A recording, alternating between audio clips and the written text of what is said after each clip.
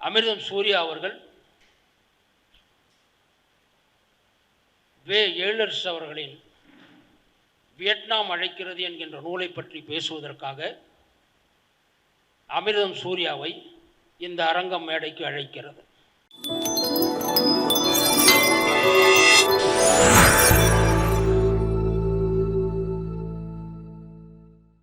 அன்பு நண்பர்களே, வளமான வணக்கங்கள்.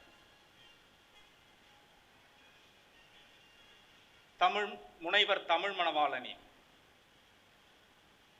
பகிர்வு என்ற அமைப்பின் மூலமாக, பகிர்வு என்பதற்கு அவர் வைத்திருக்கும் உள்ளடக்கம் நவீன கலை இலக்கிய பரிமாற்றம் என்பதாகும். இந்த பகிர்வின் மூலமாக படைப்புகளை, கருத்துக்களை சமூகத்துக்கு பகிர்ந்து கொள்வதுதான் அதனுடைய பிரதான பணி. அந்த வகையில் தொடர்ந்து தமிழ் மணவாளன் இந்த இலக்கிய முன்னெடுப்பை, செயல்பாட்டை நிகழ்த்தி கொண்டிருக்கிறார். இந்த முறை 3 புத்தகங்களை விமர்சன அறிமுக அரங்கமாக அவர் ஏற்பாடு செய்திருக்கிறார். இந்த நிகழ்வுக்கு எழுத்தாளர் நிமோஷினி அவர்கள் தலைமையேற்று வழி நடத்தியிருக்கிறார். எனக்கு அளிக்கப்பட்ட நூல் வியட்நாம் அழைக்கிறது என்கின்ற ஒரு பயண கட்டுரையாகும். அதற்கு முன்பாக இந்த அரங்கத்திற்கு வந்திருக்கும் நண்பர்களை, எழுத்தாளர்களை அன்போடு வரவேற்கிறேன். குறிப்பாக எழுத்தாளர் ஆசு அவர்கள், எழுத்தாளர் வானவன் அவர்கள், எழுத்தாளர் தொல்காப்பியன் அவர்கள் உள்ளிட்ட கவிஞர் பாரதி கண்ணம்மா, விமர்சகர் ஸ்ரீதரன், சிறுகதை ஆசிரியர் தமிழன் காசி உள்ளிட்ட தமிழின் மிக முக்கியமான ஆளுமைகள் கூடியிருக்கக்கூடிய இந்த அரங்கத்தில் எங்கள் அன்பு நண்பன் நூலகர் மணிஜியும் வந்திருக்கிறார். இவ்விதமாக நண்பர்கள் கூடியிருக்கக்கூடிய இந்த அரங்கத்தில் என் அன்பு நண்பனும் கவிஞனுமான பிரியா வெங்கடேஷனுடைய வரவேற்புரையோடு இந்த அரங்கம் தொடங்கியிருக்கிறது. நான் எடுத்துக்கொண்ட, எனக்கு பிறகு மருத்துவ தியானம் டாக்டர் நடராஜன் பெருமாள் எழுதிய மருத்துவ தியானம் குறித்தான உரையை முனைவர் தமிழ் மணவாளன் நிகழ்த்தியிருக்கிறார். அதியமான் நெடுமான் அஞ்சியை பற்றி திரைக்கலைஞர் கவிஞர் ரேகா அவர்கள் பேச இருக்கிறார்கள்.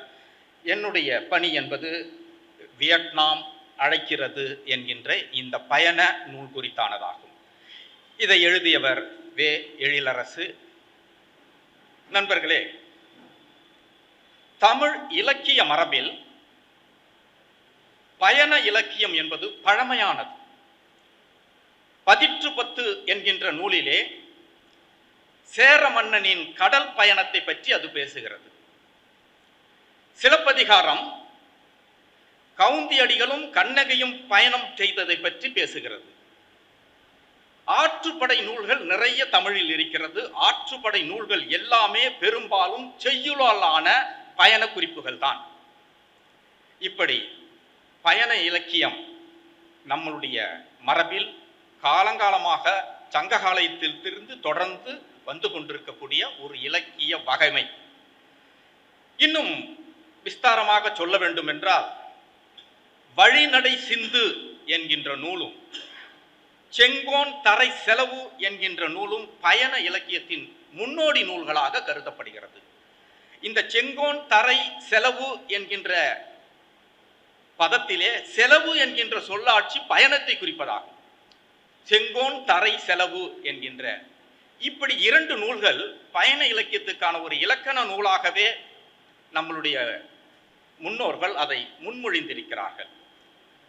நண்பர்களே, இப்படி நீண்ட மரபு கொண்டது பயண கட்டுரை, பயண இலக்கியம் என்பது. ஆயினும் ஒரு நாட்டுக்கு, ஒரு பிரதேசத்துக்கு பயணிகளாக போபவர்கள் பயணிகளால் மட்டுமே பயண இலக்கியத்தை படைத்து விட முடியாது. பயணிகளால் மட்டுமே பயண இலக்கியத்தை படைத்து விட முடியாது. படைப்பு திறன் உள்ளவர்களால் மட்டும்தான் பயண இலக்கியத்தை படைக்க முடியும். அவ்விதமாக நம்மளுடைய இலக்கிய பயணத்தில் பயண இலக்கியத்தை படைத்தவர்கள் என்று பார்த்தால் ஒரு பெரும் பட்டியல் இருக்கிறது. எனக்கு தெரிந்த சில ஆளுமைகளை சொல்ல வேண்டும் என்றால், கண்டேன் இலங்கையை என்று அமரர் கல்கி இலங்கைக்கு சென்று ஒரு பயண கட்டுரையை எழுதினார். நண்பர்களே, கண்டேன் இலங்கையை என்று இலங்கைக்கு போன அமரர் கல்கி தன்னுடன் போட்டோகிராஃபரை அழைத்து கொண்டு போகவில்லை, ஓவியரை அழைத்து கொண்டு போய் மிக நீண்ட காலமாக தான் பார்க்கின்ற தான் சந்தித்த காட்சிகளை எல்லாம் ஓவியமாக வரைந்து கொண்டு வந்தார் ஆனந்த விகடனுக்காக. இது யாரும் செய்யாத ஒரு புது முயற்சி. புகைப்படக்காரர்களை அழைத்து செல்லாமல் ஒரு ஓவியரை தன்னோடு அழைத்து சென்றார். கண்டேன் இலங்கையை என்கின்ற ஒரு படைப்பு பயண கட்டுரை நூல். நம்மளுடைய ஜெயமோகன் 100 நிலங்களின் மலை என்று இந்தியா முழுக்க பயணம் மேற்கொண்டு ஒரு பயண நூலை எழுதியிருக்கிறார். சாரு நிவேதா நிலவு தேயாத தேசம் என்று ஒரு பயண கட்டுரையை துருக்கிக்கு போய் எழுதியிருக்கிறார். வருடம் முழுவதும் வசந்தம் என்று வலம்புரி ஜான் ஒரு பயண கட்டுரை எழுதியிருக்கிறார். சல்மா கனவு வெளி பயணம் என்றும், நம்முடைய எழுத்தாளர் சுஜாதா 60 நாள் அமெரிக்க நாட்கள் என்றும், இப்படி தொடர்ந்து ஆளுமைகள் படைப்பாளிகள் எல்லாம் பயண நூலை எழுதியிருக்கிறார்கள். அவையெல்லாம் வெற்றி பெற்ற பயண நூல்களாக அங்கீகரிக்கப்பட்டிருக்கிறது. சுமார் இணையத்தில் போய் இதற்காக இந்த பயண கட்டுரைக்காக நான் தேடுகிற போது கண்ணெதிரே இருக்கக்கூடிய தலைப்புகள் என்று பார்த்தால் 205 பயண கட்டுரைகள் பட்டியலிடப்பட்டு அட்டையோடு இருக்கிறது. அப்படி பயண இலக்கியம் என்பது மிக காத்திரமான ஒரு இலக்கியமாக தமிழ் மரபிலே இருக்கிறது. அந்த வகையில் எழுத்தாளர் வே. எழிலரசனுடைய வியட்நாம் அழைக்கிறது என்கின்ற இந்த நூல் அதற்கான இடத்தை அடைகிறது. நண்பர்களே, ஒரு பயண கட்டுரையின் அல்லது பயண இலக்கியத்தினுடைய சாரம்சம் என்ன?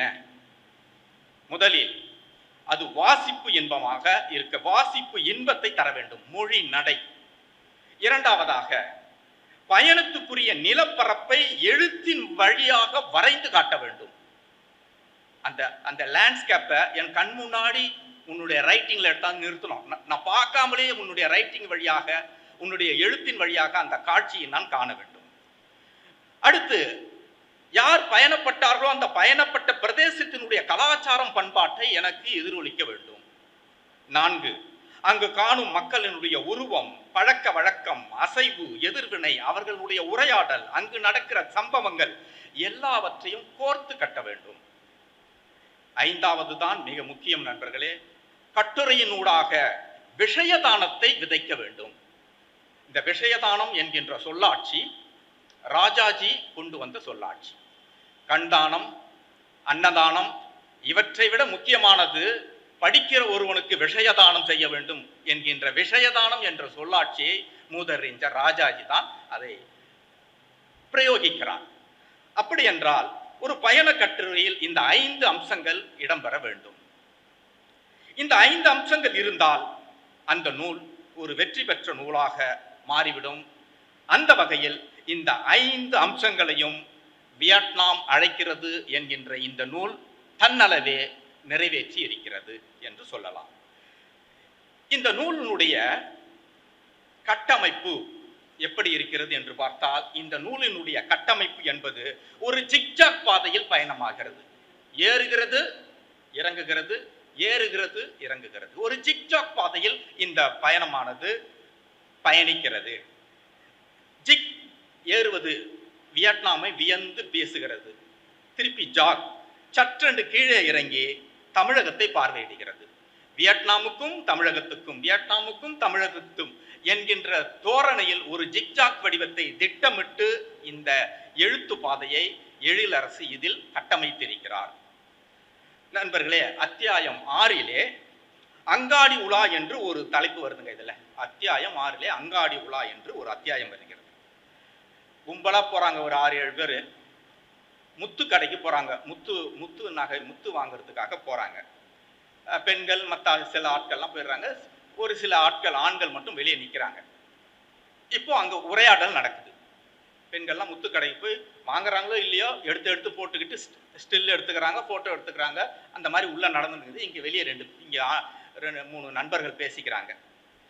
எங்க போயிருக்காங்க? ஒருத்தர் கேட்கிறாரு. பதில் இவர் சொல்றாரு. இவர் என்ன சொல்லியிருக்கணும்? முத்து கடைக்கு போனா என்னையா முத்து நகை வாங்குறாங்க, முத்து கம்பல் வாங்குவாங்க, அப்படிதானே சொல்லியிருக்கணும். நித்திலம் வாங்க சென்றிருக்கிறார்கள் அப்படின்னு இவர் சொல்றாரு. யாரு? இந்த கட்டுரையாளர் சொல்றாரு. எழிலரசு நித்திலம் வாங்க. நித்திலம்னா என்னங்க?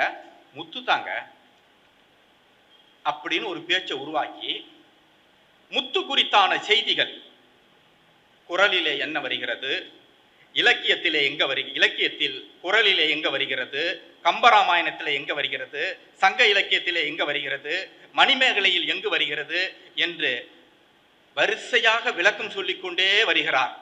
ஆக முத்து குறித்தான விளக்கங்கள் இலக்கியத்தில் எங்கெல்லாம் இருக்கிறது என்பதை வரிசையாக காட்டியபடியே வருகிறார்.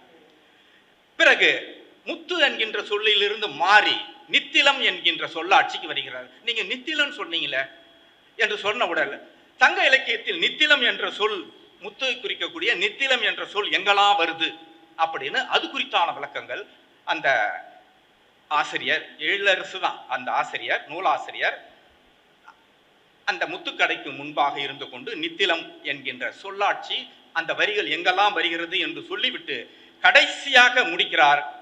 வைரமுத்து உன்னுடைய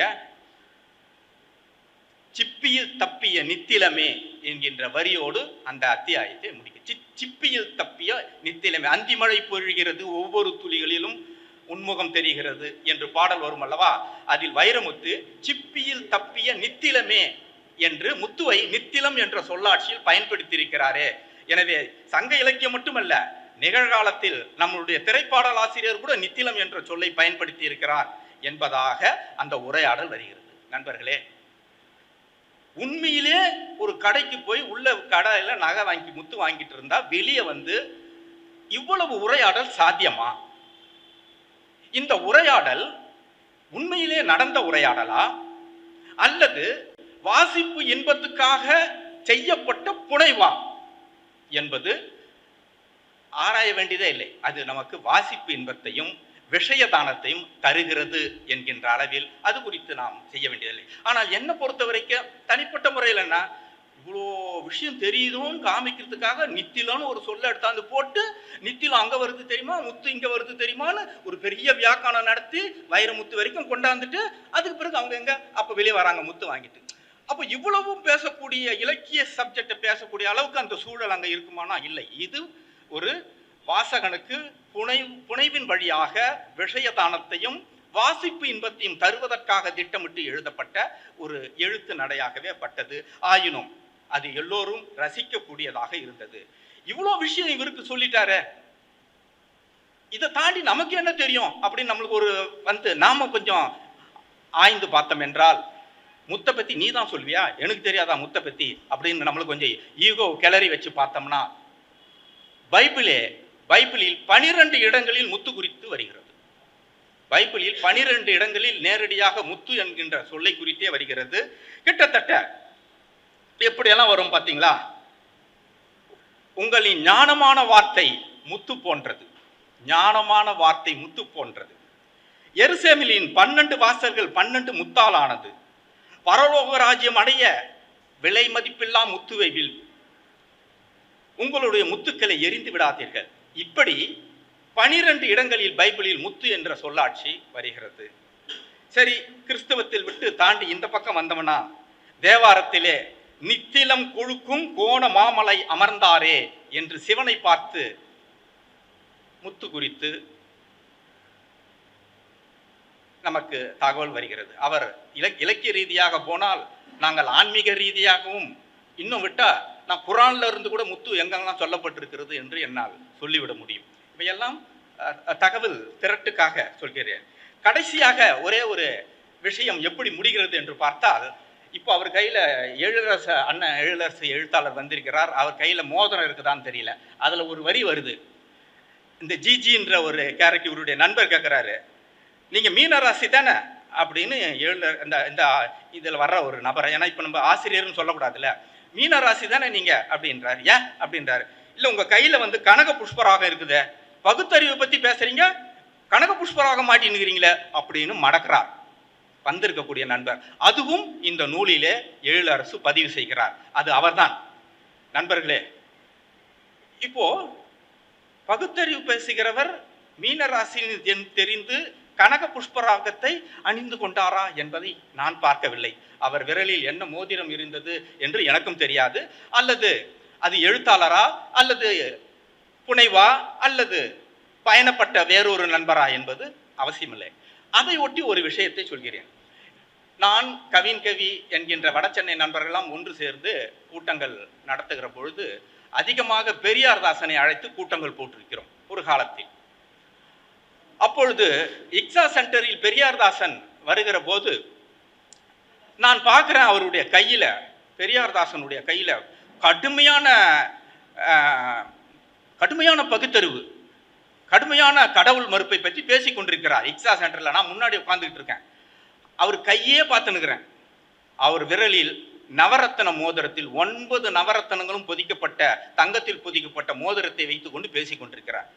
அதே கோபத்தோட வேகமா வந்து பிளாக்ல எழுதினேன், நவரத்தன கையில மாட்டிக்கிட்டு நீ பகுத்தறிவு பேசுறியா என்று ஒரு கட்டுரை எழுதியது இன்னமும் ஞாபகம் இருக்கிறது. இது முத்துவை ஒட்டி, நித்திலத்தை ஒட்டி, கனக புஷ்பராகத்தை ஒட்டி, பெரியாருடைய நவரத்தனத்தை ஒட்டி இந்த பேச்சு தொடர்கிறது. எப்பொழுதும் ஒரு புத்தகம் என்பது சொல்லப்பட்ட செய்தியிலே நின்று விடாமல் அது பல கிளைகளை எழுப்ப வேண்டும். அப்பொழுதுதான் அது வெற்றி பெற்ற எழுத்தாக மாறும். இப்படியான அனுபவத்தை நினைவு கூறும் விதமாக இந்த வியட்நாம் அழைக்கிறது என்கின்ற புத்தகம் எனக்கு தந்தது.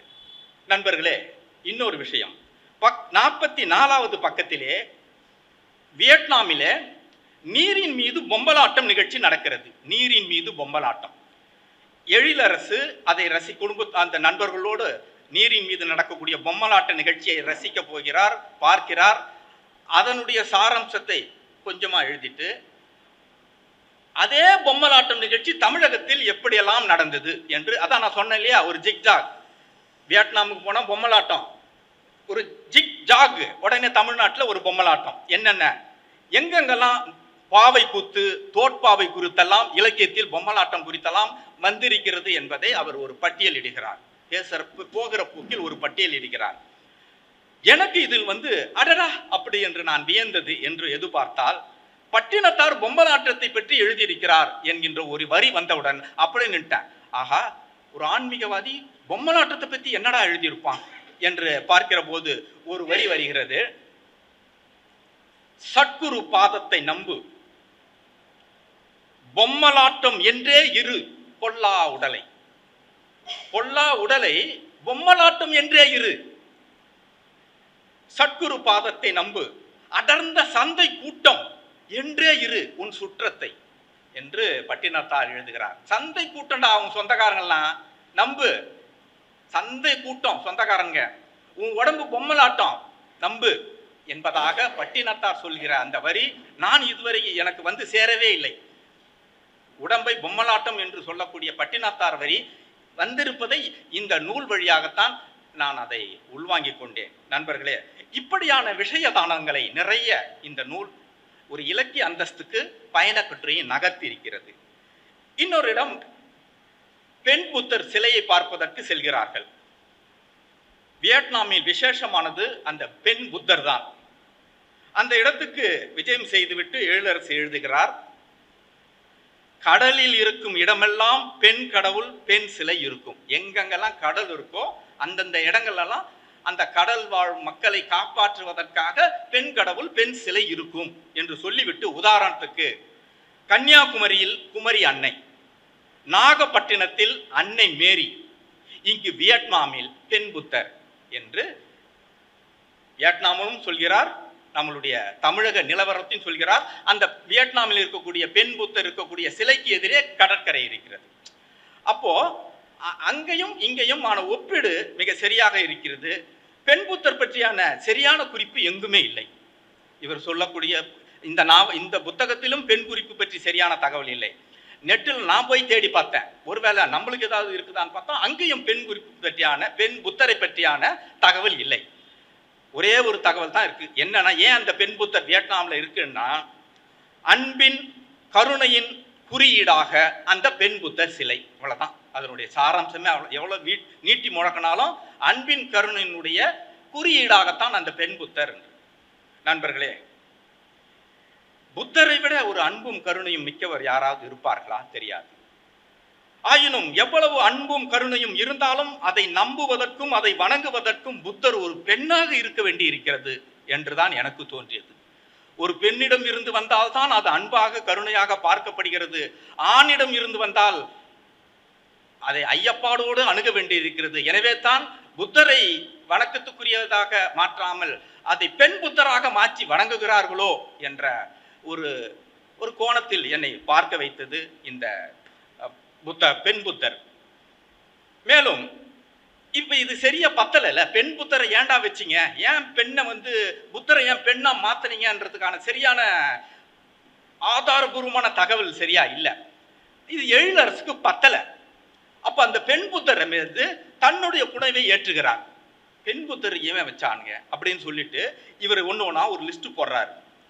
புத்தரை பெற்ற அன்னை மகாமாயாவாக இருக்குமோ, அல்லது புத்தரை வளர்த்த சிற்றனை கௌதமியாக இருக்குமோ, அல்லது புத்தருடைய மனைவி யசோதராவாக இருக்குமோ, அல்லது புத்தரை முதல் முறையாக கடவுளாக பார்த்த ஒரு பணி பெண் புன்னவா அவளாக இருக்குமோ அந்த பெண் புத்தர், இல்ல கௌதமருக்கு பட்டினியும் பசியுமாக உடல் ஒற்றி இருந்தபோது உணவு கொடுத்தாலே சுஜாதா அவளாக இருக்குமோ என்று வரிசையாக பெண்களை காட்டி இவர்களில் யாராவது அந்த பெண் புத்தராக இருப்பாரோ என்று நமக்கு சொல்கிறார். அதனுடைய சாராம்சம் என்ன என்றால், புத்தரை பற்றி பின்புலத்தில் இருக்கக்கூடிய பெண்களை பற்றி நீ தெரிந்து கொள் என்பதற்கான விஷயமாகத்தான் அதை நாம் பார்க்க வேண்டும். நண்பர்களே, கூடவே இந்த புத்த மதம் தமிழகத்தில் எப்படி பரவியது, எப்படி அழிந்தது, அதனுடைய எச்சம் என்ன என்பதையெல்லாம் பக்கம் 24 மிக விளக்கமாக அவர் குறிப்பிடுகிறார். அதையெல்லாம் படிக்கும்போது சற்று என்று பார்த்தால் எழிலரசு ஒரு பௌத்திஸ்டோ என்று நம்ப தோன்றும் அளவுக்கு அதன் மீது தீவிரமாக அந்த விஷயங்களை அவர் நம்மில் முன்வைக்கிறார். டெம்பிள் ஆஃப் லிட்ரேச்சரி என்று ஒரு இலக்கிய கோயில் வியட்நாமிலே இருக்கிறது. இலக்கிய கோவில். அந்த கோவிலிலே அந்த கோவிலுக்கு இவர்கள் பயணம் செய்கிறார்கள். அங்கும் புத்தருக்கு இடமில்லை நண்பர்களே. வணங்கக்கூடிய அந்த இலக்கிய கோயிலில் புத்தருக்கு இடமில்லை. கன்ஃபியூசஸுக்கு தான் சிலை இருக்கிறது. எல்லோரும் அவரைத்தான் வணங்குகிறார்கள். இப்ப இதனுடைய அருப புரிதல் அல்லது அருப விளங்கிக் கொள்ளுதல் என்னவாக இருக்கும் என்றால், இலக்கிய கோயிலில் மட்டுமல்ல, இலக்கியத்தில் கூட தத்துவத்துக்கு தான் மதிப்பு இருக்குமே தவிர ஒருபோதும் மதத்துக்கு மதிப்பில்லை என்பதைத்தான் மறைமுகமாக அது சுட்டி காட்டுகிறதோ என்று நாம் எண்ணுவதற்கு மாதிரியாக அந்த இலக்கிய கோவில் இருக்கிறது என்பதாக தோன்றுகிறது. இவருடைய எழுத்தை பார்க்கும்போது அந்த இடங்களிலெல்லாம் சபாஷ் அண்ணா என்று நமக்கு சொல்ல வைக்கிறது. ஒரு இடத்திலே பார்க்க போறாங்க, போனெல்லாம் பிடிங்கி வச்சுக்கிறாங்க. போனெல்லாம் எடுத்துன்னு போகக்கூடாது, போட்டோ பிடிக்கக்கூடாது அப்படின்னு. அழகான இடம், ஆனால் போட்டோ பிடிக்கக்கூடாது, கேமரா எடுத்துன்னு போவது, செல்போன் எடுத்துன்னு போகக்கூடாது, பிடிங்கி வச்சுக்கிறாங்க. அந்த வருத்தத்தோடய உள்ள போனா என்ன நடக்குதுன்னா, ஒரு பெரிய ஷூட்டிங் நடந்துருக்குது, சினிமா ஷூட்டிங். இப்போ இந்த இடத்த பார்த்தா எவ்வளவு காண்டா இருக்கும். ஏண்டா நான் போட்டோ எடுக்கக்கூடாது, என் போனெல்லாம் வாசலையே பிடிங்கி வச்சுக்கிட்டேன், உள்ள ஷூட்டிங் நடந்துருக்குதுடா அப்படின்னு நம்மளுக்கு தோணும் இல்லை? எவ்வளவு கோபம் வரும். அந்த கோபத்தை மிக நாசூக்காக அழகாக எழிலரசு எழுதுகிறார். அடப்பாவிங்களா, ஊசியை அனுமதிக்க மறுத்தவர்கள் கடப்பாறையை கொண்டாடி கொண்டிருக்கிறார்களே என்று எழுதுகிறார். அந்த இடத்தில் அந்த வரிகளை நான் மிகவும் ரசித்தேன். இன்னொரு இடத்தில் எல்லைசாமி என்கின்ற ஒரு அத்தியாயம் வருகிறது. நண்பர்களே, ஆயுதம் என்பது, ஒரு எல்லையை காக்கிற ஆயுதம் என்பது வெறும் தளவாடங்கள் மட்டுமல்ல, இரும்பாலான தளவாடங்கள் மட்டுமல்ல, ஒரு எல்லையை காக்கிற ஆயுதங்கள். உண்மையான ஆயுதம் எது என்று பார்த்தால் அஞ்சாமை, தியாகம், அர்ப்பணிப்பு, மன உறுதி, இவையெல்லாம் தான் உண்மையான ஆயுதங்கள். இந்த உண்மையான ஆயுதங்களை பௌத்தம் போதித்திருக்கிறது. அந்த பௌத்தத்தை போதித்த கர்த்தா புத்தர். அவர் தியானம் இருந்த இடம்தான் அரச மரம். அந்த அரச மரம் தான் இப்பொழுது நாம் பார்ப்பது. எனவே இது எல்லைசாமி என்று இவர் அதற்கு ஒரு அர்த்தத்தை சொல்லி அந்த அத்தியாயத்துக்கு எல்லைசாமி என்று பெயர் சூட்டியிருக்கிறார், இந்த தலைப்பிட்டிருக்கிறார். அது நமக்கு பொருந்தும்படியான ஒரு கற்பனையும், நமக்கு பொருந்தும்படியான சித்தாந்தமும், நமக்கு பொருந்தும்படியான ஒரு தலைப்புமாக அது இருக்கிறது. இதெல்லாம் அடடா, இது ஒரு பயண கட்டுரை படிக்கிற மாதிரியான ஒரு ஒரு இலக்கியத்தை படிக்கிற மாதிரியான, நமக்கு தெரியாத விஷயங்களை தெரிஞ்சுக்க சொல்லி நாசுக்க அப்படி காட்டி விடுற மாதிரியான ஒரு யுக்தியை அவர் இந்த நூல் முழுக்க எழுதி செல்கிறார். ஒரு இடத்தில் அவர் எழுதுகிறார், மெல்லம் ஒரு மலை மேலே ஏறுறாங்க, மலை அப்புறம் கொஞ்சம் தூரம் போனால் படிக்கட்டு அப்படியெல்லாம் ஏறுறாங்க. சில பேர் கால் வலிக்குது, சில பேர் சரியாக அதை அனுபவித்து ஏறல. எழுத்தாளர் எழுதுகிறார், ஏன் இவ்வளோ அழகான ஒரு மலை பிரதேசத்தில் படிக்கட்டு மேலே ஏறத்துக்கு ஏன் தயங்குறாங்க, அல்லது ஏறத்தை ஏன் சுவாரஸ்யமாக ரசிக்க முடியல இவங்களுக்கு அப்படின்னு சொல்லும்போது இவர் எழுதுகிறார், நண்பர்களே, கடவுள் சிலை இல்லாவிட்டால் மலையிலே, கடவுள் சிலை இல்லாவிட்டால் மலையேற்றம் என்பது கால விரயம், கால் நோவு. இது டாக்டர் நடராஜன் பெருமாள் தான் சொல்லணும். இந்த உளவியல் சிலை இல்லைன்னா நடக்கிறதுன்றது கால விரயம், மலை மேலே நடக்கிறது கால விரயம், கால் நோவு. மேலும் பக்தி என்கின்ற கைத்தடி இல்லாவிட்டால், பக்தி என்கின்ற கைத்தடி இல்லாவிட்டால் மலையில் படியேறுதல் என்பது புண்ணிய கணக்கில் வராது.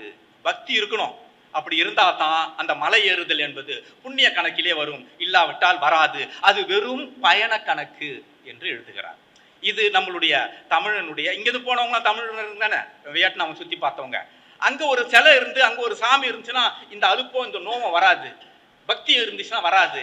அது இல்லாததால இது கால விரயமாக, கால் நோவாக தெரிகிறது என்பதாக அவர் எழுதுகிறார். இந்த இடத்திலே தமிழர்களுடைய உளவியல், பக்தி ரீதியான உளவியலே வெளிப்பட்டு இருப்பதாக எனக்கு படுகிறது. நண்பர்களே, இந்த நூல் பயண கட்டுரை மட்டுமல்ல, இது ஒரு இலக்கிய நூலும் கூட. பயணத்தை சாக்காக வைத்து விஷயதானத்தை சொல்கிற நூல். இலக்கியமும் பயணமும் 50-50 பிஸ்கட் மாதிரி இதில் 50-50% பொருந்தி கொள்கிறது. உதாரணத்துக்கு ஒரு விஷயத்தை சொல்கிறேன் நண்பர்களே. இந்த நூலிலே அவரோடு எழிலரசோடு சென்ற நண்பர்களுடைய ஒரு 8 பேரோ 10 பேரோ அவர்களுடைய பெயரெல்லாம் வருது, அவங்கள விட்டுருங்க. இந்த நூலிலே வியட்நாமில் இருக்கக்கூடிய கடவுள்களை பற்றியெல்லாம் வருது, கடவுளை விட்டுருங்க. கடவுள்களையும் நண்பர்களையும் தவிர்த்து விட்டு இந்த புத்தகத்திலே வேறு என்னென்ன பெயர்கள் எல்லாம் வருதுன்னு ஒரு லிஸ்ட் போடுறேன் பாருங்க. வரிசையா படிக்கிறேன் பாருங்க. இது ரெக்கார்ட் ஆகிறதுக்காக நான் அட்டை டு அட்டை படிக்கிறேன்யா, அதை சொல்றதுக்கான ஒரு ப்ரூஃப் தான் இது.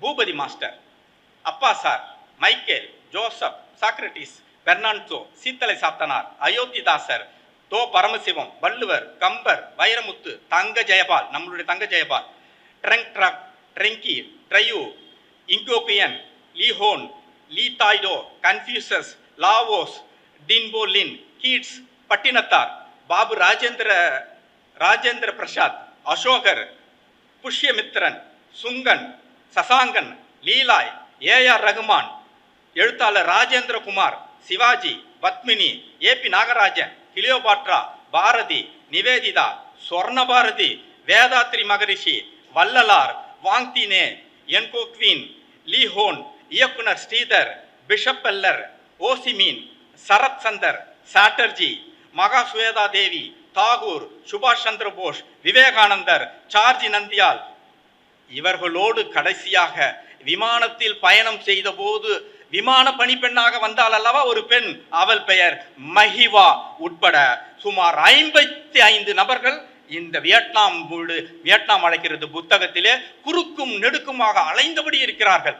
ஜனங்கள் 55 பேர், உறவினர்களும் நண்பர்களும் இல்லாமல் 55 பேர். இந்த எந்த பக்கம் திருப்பினாலும் ஆட்கள் இந்த பக்கமும் குறுக்கும் நெருக்குமாக நடந்தபடி இருக்கிறார்கள்.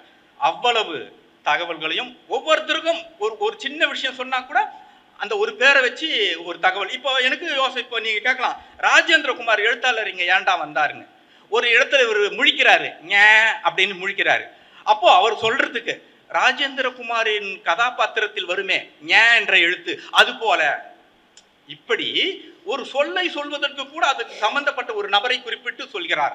அவ்விதமாக 55 நபர்கள் இந்த வியட்நாம் அழைக்கிறது முழுக்க நடந்து கொண்டிருக்கிறார்கள். சரி, இவ்வளோ சொல்லிட்டியே, இதுல ஏதாவது மைனஸ் அப்படின்னா மைனஸ்ன்னு சொல்ல முடியாது. என்னுடைய ஆசை இதுல இல்லாதது எது என்று பார்த்தால், இவர் வியந்து வியந்து குறிப்பிடுகிற பகுதிகளுடைய படங்கள் இதில் இல்லை. இவர் இருக்கிறாரு, இவருடைய ஃப்ரெண்டு இருக்காங்க, இவருடைய மனைவி இருக்கிறாங்களே தவிர அந்த படங்கள் நான் எப்படி இருக்கும். பெண் புத்தரை பத்தி அத்தியாயத்துல தேடுறேன், பெண் புத்தர் எப்படி இருப்பாருன்னா இல்ல,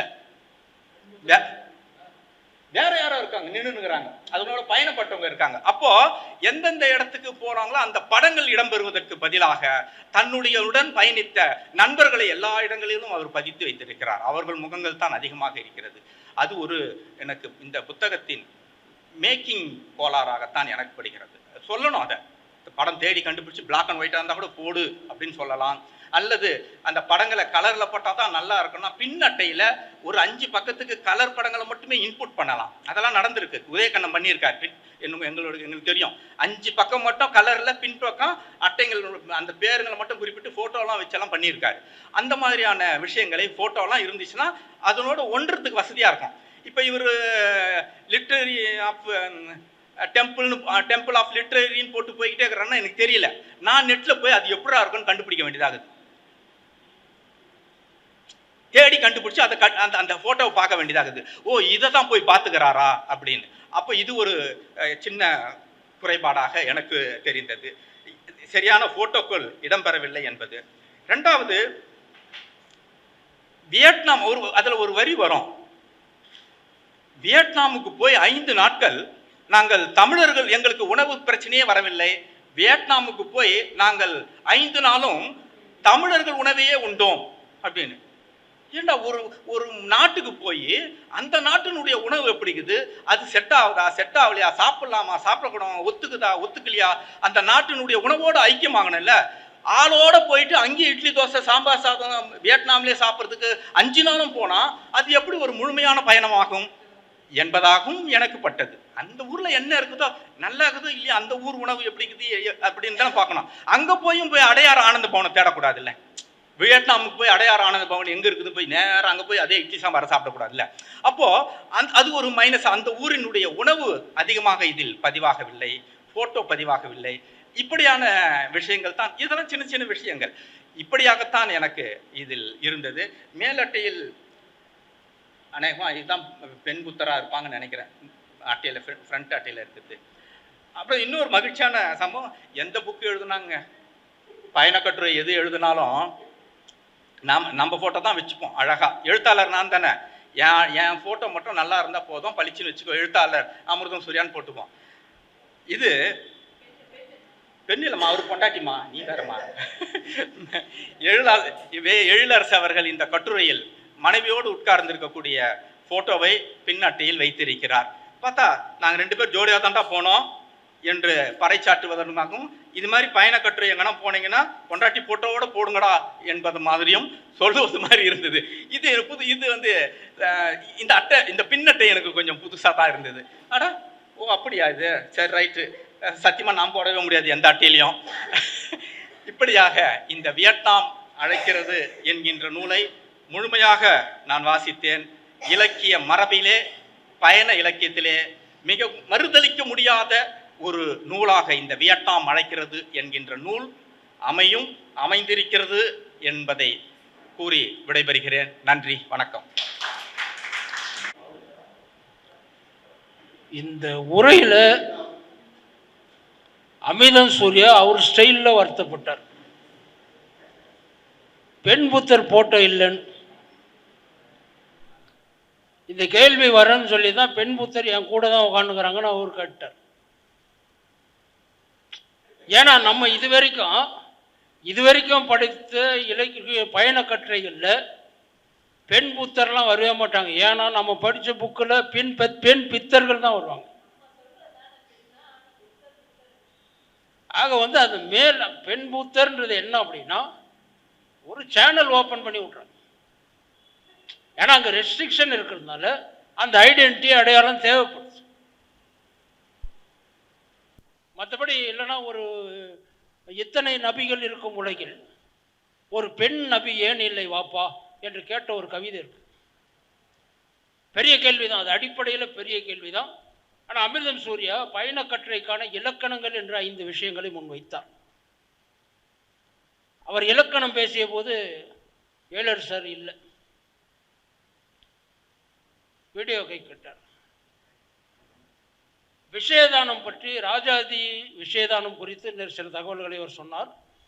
விஷயதானன்றது ஒன்றுமே இல்லை. இன்றைக்கி இங்கிலீஷில் டேட்டான்றோம் இல்லையா, இன்றைக்கு பூரா வந்து நம்ம எல்லாருமே டேட்டா தான், நம்மளை சுற்றி வந்து நம்மள்டேருந்து டேட்டா தான் இருக்குது. விஷயதானன்றது டேட்டா. அப்புறம் இன்னொரு விஷயம், வியட்நாம் பற்றின விஷயங்கள். வியட்நாமில் விவேகானந்தர் வர்றார், மணிமேகலை வருது, சிலப்பதிகாரம் வருது. இவர் என்னன்னா வைப்பை மட்டும் இல்லை, மணிமேகலையை கூப்பிட்டுன்னு, மாதவியை கூப்பிட்டுன்னு, கண்ணகியை கூப்பிட்டுன்னு, விவேகானந்தரை கூப்பிட்டுன்னு வியட்நாமுக்கு இவங்களெல்லாம் கூப்பிட்டு போகிறார்.